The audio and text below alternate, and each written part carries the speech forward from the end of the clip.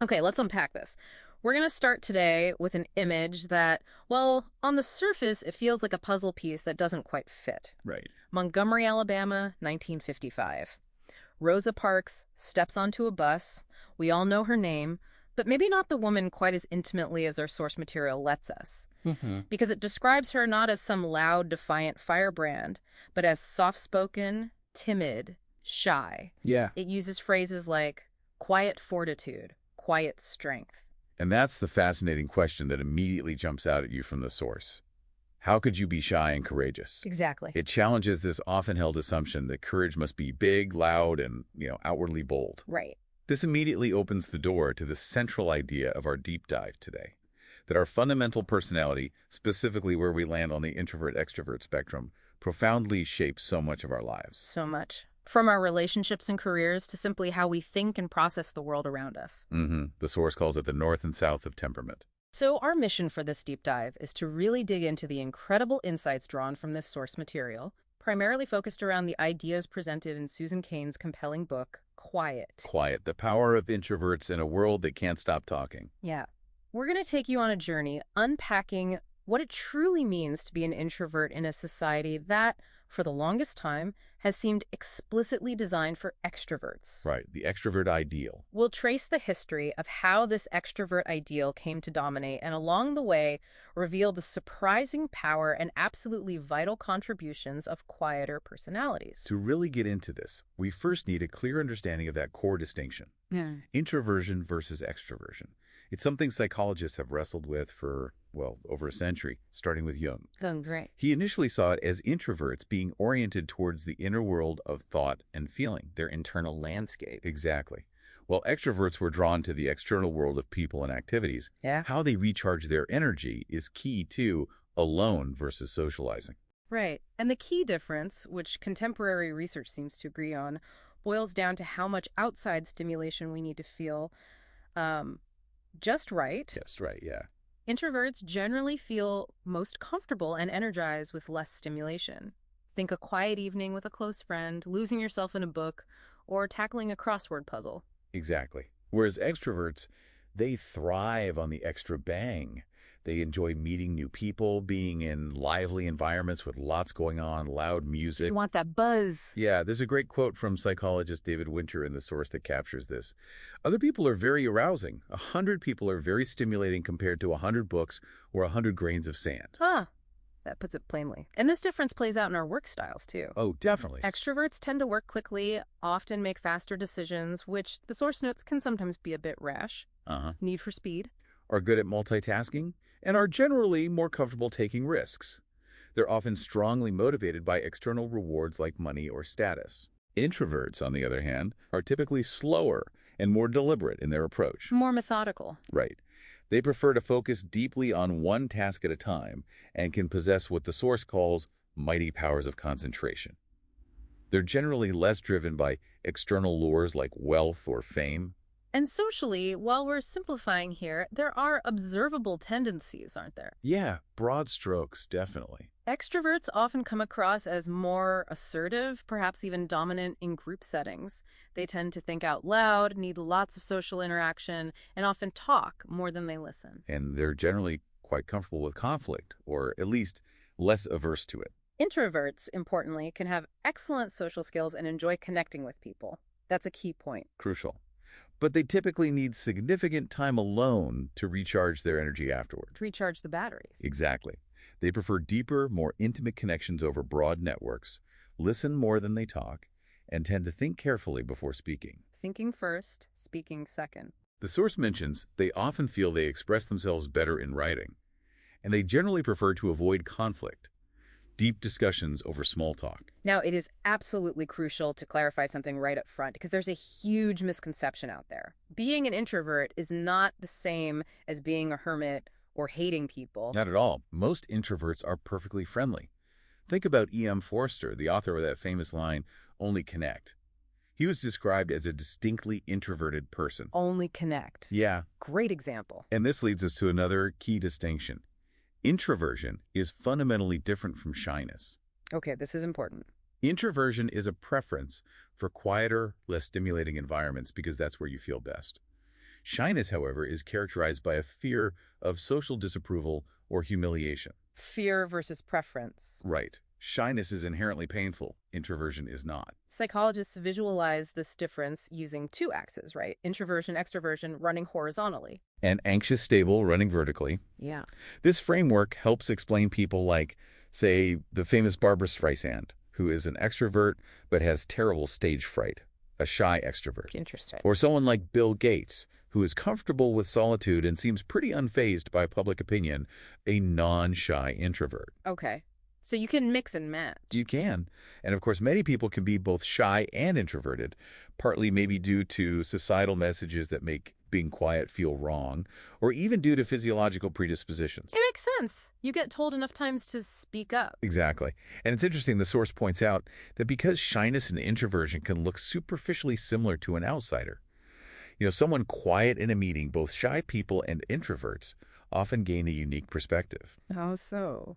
They see how society's intense reverence for alpha status can sometimes blind us to quieter strengths and incredibly valuable contributions. They see it from the sidelines, maybe. Ah, okay. As you're listening, you might even be recognizing some of these traits in yourself or others. The source mentions some common questions researchers use to identify introversion, like if you prefer one-on-one conversations over group interactions. Feel you express yourself better in writing, enjoy solitude, are considered a good listener, or can concentrate easily. Classic indicators. And if you feel like you land somewhere in the middle on these scales, congratulations, you might be an ambivert. The ambiverts. Best of both worlds, maybe. Maybe just balanced. But remember the complexity here. As Jung himself supposedly put it, a pure introvert or extrovert would belong in a lunatic asylum. Right. We're all a mix, and our introversion or extroversion interacts with all our other personality traits and life history, creating incredibly diverse individuals. It's not just one dial. Not at all. There's even a funny Finnish joke used in the source to illustrate cultural variation. How can you tell if a Finn likes you? He's staring at your shoes instead of his own. Chuckles. Okay. Yeah. That highlights how different cultures can view quietness. Right? Totally. What's normal or valued varies. The source also touches on highly sensitive people, or HSPs. HSPs, right. It's important to note that not all introverts are HSPs, but a significant majority of HSPs, about 70%, are introverts. So there's a big overlap. A big overlap. Yeah. HSPs have a finely tuned nervous system. They might feel pleasantly overwhelmed by things like beauty or kindness, be deeply sickened by violence, have a strong conscience. More easily affected by stimuli. Yeah, and feel more nervous when being evaluated. It's about processing stimuli more deeply. So as you take in this information, pull out what resonates with you personally. Yeah, what fits for you. And use the rest as a lens to better understand the diverse people in your life, your family, friends, or colleagues. Absolutely. Understanding others is key.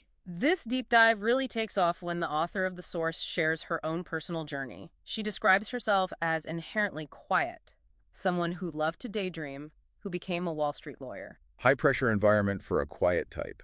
Hugely. And initially, she struggled. She felt too unassuming, too cerebral, not built for that intensely aggressive atmosphere.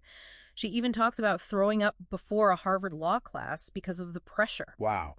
That's intense. It really is. But then it's here that the story gets compelling. She found herself facing a complex, high-stakes negotiation. She felt terrified, completely ill-equipped to be forceful or dominant in the way she thought she needed to be. The classic introvert dilemma in an extrovert world. Exactly.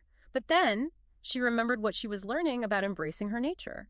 She decided to lean into her inherent strengths. Yeah, so what were they? Her meticulous preparation, her quiet but firm speaking style, her natural tendency to think deeply before responding, and most importantly, her ability to ask insightful questions and truly listen to the answers. Listening. The underrated superpower. Totally. And what happened? She navigated this difficult negotiation by sticking to her authentic style, not trying to mimic the loud, aggressive approach she associated with success in that world. She didn't fake it. Didn't fake it. And the result, the very people she was negotiating against were so impressed by her ability to get deals done without letting ego get in the way, Right. that both the lead lawyer and the lead banker offered her jobs or business. That's incredible. Talk about validation. Right. It's a powerful real-world example of finding incredible strength and effectiveness, not despite being introverted, but precisely because of it. Using her quietness as a strength. So if being quiet and deliberate can be such a powerful advantage, how did we get to a place where, for someone like her, it felt like something she had to actively work against? That's the million-dollar question, isn't it? The source convincingly traces this back to a fundamental historical shift in American culture that happened around the turn of the 20th century. Okay. It moved from what's called the culture of character to the culture of personality. Culture of character versus Yep. culture of personality. What's the Yeah. difference? In the culture of character, the ideal person was defined by their inner moral compass. They were serious, disciplined, and honorable. What truly mattered was your private behavior, your integrity, your conscience. Inner virtue. Exactly. The source notes that the very word personality, in the sense of having a good personality, wasn't even a widely used concept until the 20th century. Really? That's surprising. But then something shifted. With the rise of the culture of personality, Americans became intensely focused on how they were perceived by others. The outward impression. Yes, bold, captivating, entertaining individuals became the ideal. The historian Warren Sussman is quoted in the source saying, "Every American was to become a performing self." A performing self. Wow. This shift wasn't just academic, it was driven by massive changes in society. The rise of industrial America, rapid urbanization, huge waves of immigration. Big societal upheavals. Right. People moved from small towns where everyone knew them and their character to anonymous cities where they constantly had to make first impressions on strangers. Constantly selling yourself. Basically, yeah. This pressure essentially turned Americans into salesmen who could sell not only their company's latest gizmo, but also themselves. You see this transformation reflected clearly in something like the self-help industry, right? Oh, absolutely. Early self-help books focused on building moral character using religious parables like the story of a timid shopgirl who anonymously gave away her meager earnings. Focus on inner goodness. But by the 1920s, the focus had completely flipped to outer charm. How to know what to say, how to understand that creating a personality is power, how to become a mighty likable fellow. All about projecting confidence. Exactly. The source even contrasts word lists from these eras. The 19th century emphasized words like duty and integrity, Character words. while the 20th century lists included magnetic and dominant personality words. It points out how this must have made even confident people uneasy, because these traits felt harder to simply decide to acquire compared to moral character. Yeah, magnetic isn't something you just switch on. And this culture of personality didn't just stay in self-help books, it permeated every aspect of American life. Look at advertising. How so? Ads moved away from just stating product facts to showing consumers as performers facing public scrutiny, needing the product to succeed socially. Creating anxiety to sell products. Pretty much. Ads declared things like, "All around you, people are judging you silently." That was Woodbury soap. Or, "Critical eyes are sizing you up right now for Williams shaving cream." Intense. Dr. West's toothbrush ads talked about selling yourself, and even Lux detergent ads promised clean lingerie would give you the deep, sure inner conviction of being charming. Wow, even laundry became about performance. Courtship rituals changed significantly too. The source describes a decrease in formality replaced by this new expectation of verbal sophistication, the ability to throw a line. Having good patter. Right. Quiet men risked being perceived negatively, perhaps even being thought gay, while shy women risked being labeled frigid. Real pressure. Even the field of psychology began to address this pressure to perform. Gordon Allport developed an ascendant submission test, explicitly noting civilization's new premium on the go-getter. The go-getter ideal. Jung observed a distinct prejudice against the introvert's natural reserve, and Alfred Adler's concept of the inferiority complex. Well, that gained huge popularity. The dreaded IC. Yeah, seen as a major liability in a competitive society focused on outward confidence. Although, paradoxically, for certain figures like Lincoln or Napoleon, it was also framed as a potential spur to distinction. Interesting twist. This pressure extended powerfully into child rearing and education. Child guidance experts started identifying the maladjusted personality, focusing specifically on shy children. Oh dear. Targeting shy kids. Yes, there were dire warnings about their potential future, and parents and teachers were encouraged to promote gregariousness for both social and financial success. Schools began emphasizing guiding the developing personality, shaping them to fit the mold. The slogan for the 1950 White House Conference was, "A healthy personality for every child." And sociologist William White's book, The Organization Man, documented how parents and teachers actively tried to change quiet children. In higher education and the workplace, the preference became incredibly clear, didn't it? Oh, crystal clear. Mm. Elite universities like Harvard and Yale explicitly favored the healthy extrovert kind of student, seeing little use for the brilliant introvert. Wow, little use. That's harsh. It really is. The source notes that the model employee, even for technical roles, became a hardy extrovert with a salesman's personality, Even if you're an engineer. apparently. Someone who could make a good impression and sell their work, citing the example of the IBM sales force singing their anthem about selling IBM. Selling IBM, right? It's perhaps no coincidence that the source links this intense historical pressure to the significant rise in anxiety seen throughout the 20th century. Makes sense. Constant pressure to perform. Self-reported shyness increased dramatically. Social anxiety disorder emerged as a diagnosis, pathologizing even something like the fear of public speaking if it impacted your ability to function professional. If you couldn't sell yourself, you had a disorder. That's the implication. There's a quote from an Eastman Kodak manager in the source that perfectly captures this. Mhm. It's not enough to be able to sit at your computer excited about a fantastic regression analysis if you're squeamish about presenting those results to an executive group. The presentation became key. The performance wasn't just an extra, it became core to the job. So you have this huge cultural shift embracing the culture of personality. But the source asks a crucial question. In doing so, did society fully grasp what it was sacrificing from the older culture of character? A really important question. What was lost? It points out that not everyone was happy about this transformation. Intellectuals bemoaned self-expression-focused schools producing little more than real estate agents. And critics lamented the attention given to entertainers over thinkers. Even T.S. Eliot's famous poem, The Love Song of J. Alfred Prufrock, can be read as a commentary on the crippling anxiety caused by this new demand for effortless self-presentation. Prufrock, yeah. Paralyzed by social expectation. Yeah. So, fast forward to today, where do we see the echoes of this historical shift? Well, the source points to the continued success of Dale Carnegie's classic book, How to Win Friends and Influence People, still a bestseller. Absolutely. And the thriving Toastmasters organization, whose founder explicitly believed that all talking is selling. All talking is selling. And perhaps a prime modern embodiment of this extrovert ideal is captured by Tony Robbins's Unleash the Power Within seminars. Tony Robbins. Big energy. Huge energy. The source describes the incredibly high energy atmosphere, the emphasis on constant physical exuberance, the jumping, the yelling. Constant motion. There's a practical psychology exercise designed to demonstrate how adopting an extroverted physical state can literally influence your feelings and interactions. Body language affecting mood. Yes, but the underlying message seems to be that every single encounter is a high-stakes sales call, where failure carries dire, almost apocalyptic consequences, using the jarring quote, "Everyone you care about will die like pigs in hell." Whoa. Yeah. That's intense framing. Extremely.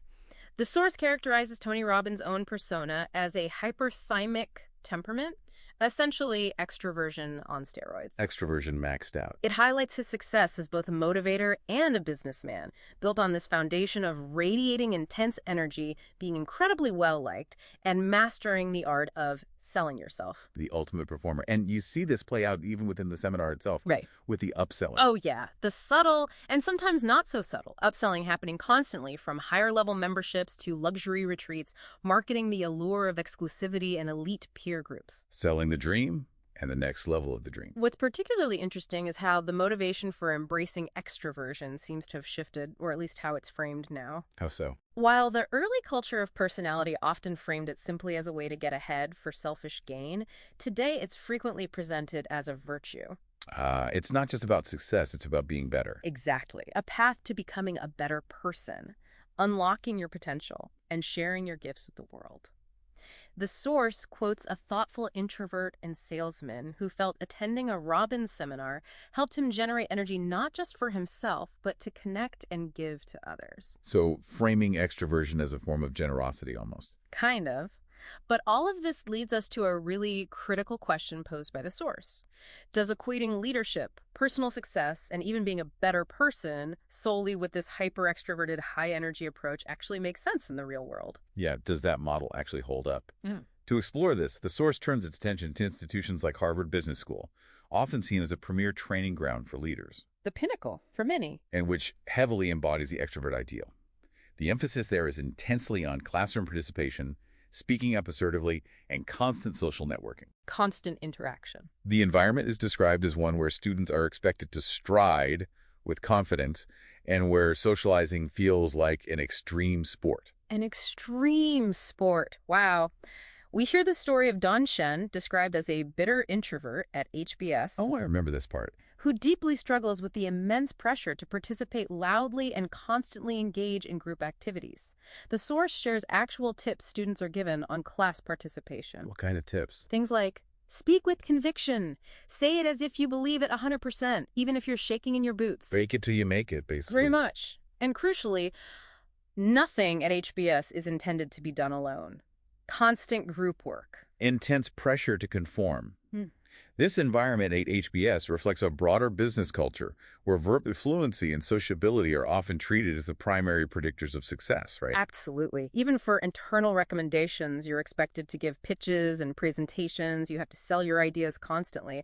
The source cites a Wharton article describing offices where people feel they have to work real hard at looking like extroverts, and an HR director who defined creative not by innovation, but by outgoing, fun, and jazzed up. Jazzed up. That's creativity now. Apparently, in some places. Yeah. And you still see this pressure echoed in modern advertising, where products from Amtrak to Nike to even prescription drugs like Paxil are implicitly or explicitly marketed as ways to enhance your extroversion or overcome shyness. Buy this. Be more outgoing. But this intense cultural bias towards valuing volume over substance has real, tangible downsides. The source offers a vivid illustration using the subarctic survival situation game. Oh, yeah, the survival A game. common exercise at HBS. In one group, a student who actually had real-world survival knowledge had valuable ideas about prioritization, but because he spoke too quietly and wasn't assertive enough. He knew stuff but didn't shout it.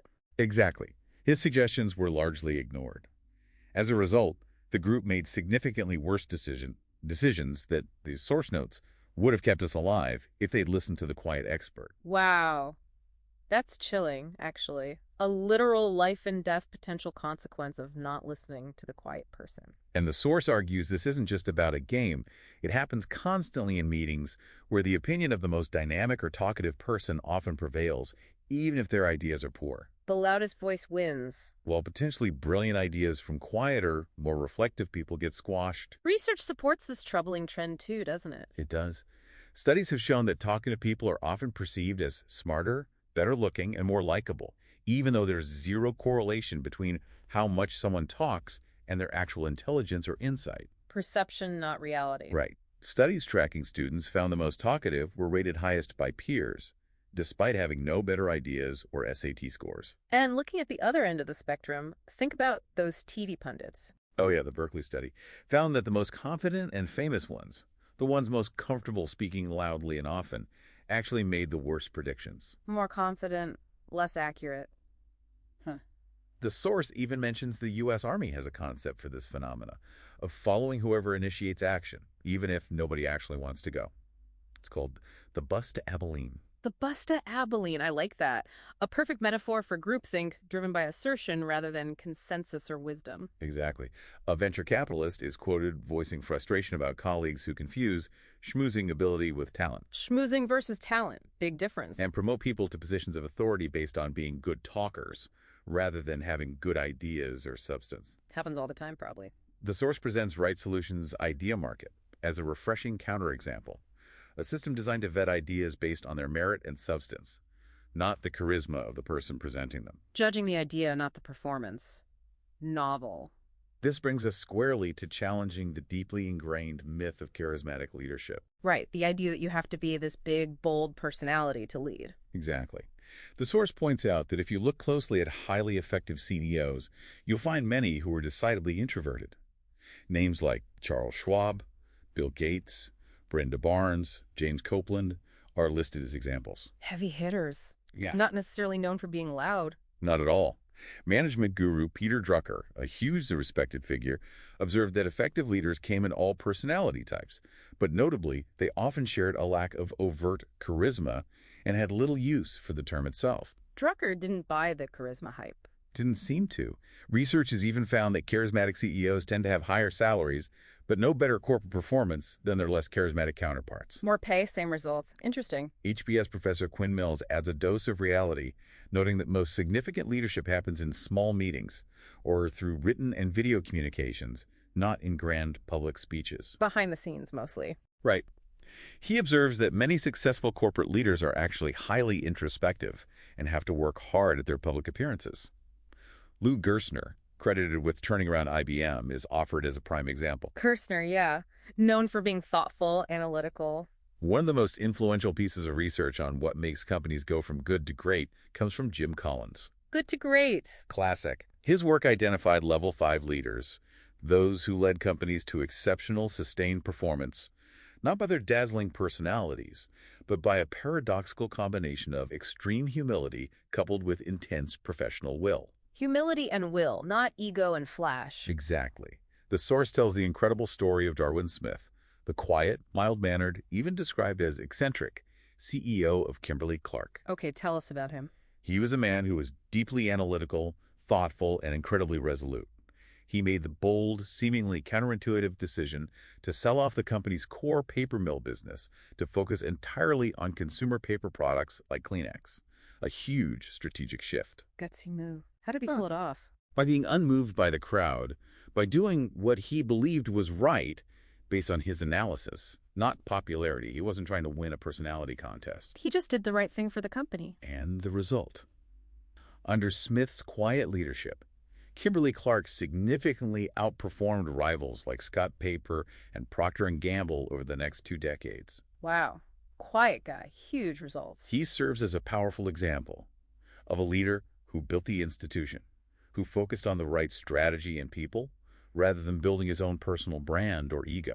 Collins' lesson from this research is crystal clear then, isn't it? Absolutely. You don't need giant, booming personalities to transform companies.